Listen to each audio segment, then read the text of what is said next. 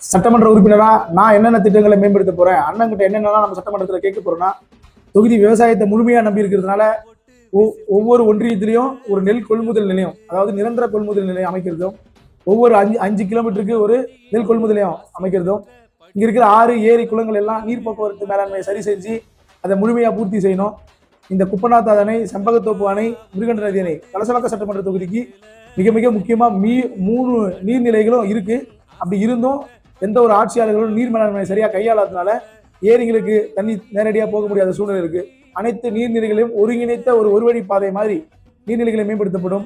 அனைத்து மலை கிராமங்களோட அனைத்து குக்கிராமங்கள், அதாவது சிறு கிராமங்கள்னு சொல்லுவாங்க, அது மாதிரி அனைத்து கிராமங்களுக்கு பேருந்து வசதி ஏற்படுத்தப்படும். நமது தொகுதியில தடுத்து நிப்பாட்டி இருக்கிற அந்த மகளிர் கல்லூரியை கொண்டு வரப்படும். கலச பக்கத்தில் ஒரு பேருந்து நிலையம் மற்றும் ஒரு பேருந்து முனையம் டிப்போ ரெண்டுமே அமைத்து தரப்படும். பல ஆண்டுகளாக கலசப்பாக்கம் பிரிட்ஜ் மிகவும் குறுகிய நிலையில் இருக்கிறதுனால பௌர்ணமி மற்றும் விசேஷ நாட்கள்ல போக்குவரத்து மிகவும் கடுமையாக பாதிக்கப்படுது. அதால மாற்று வழி ஏற்படுத்தி தரப்படும்.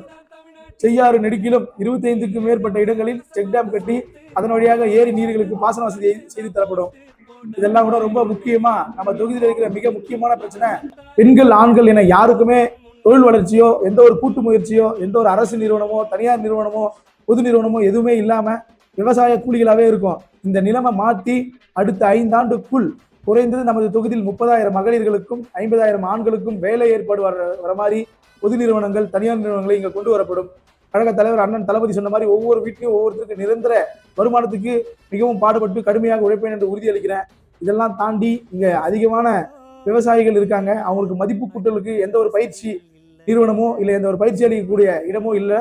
அதால இங்க கூட்டு முயற்சியில சில கூட்டு பண்ணைகள் உருவாக்குறதுக்கு ஏற்படுத்தப்படும்.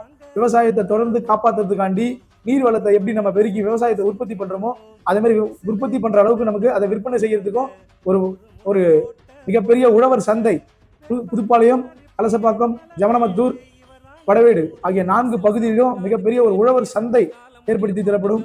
இதெல்லாம் தாண்டி இந்த தொகுதிக்கு மக்களுக்கு நான் வந்தா என்ன செய்வேன்றதை உங்ககிட்ட முழுசா சொல்லிடுறேன்.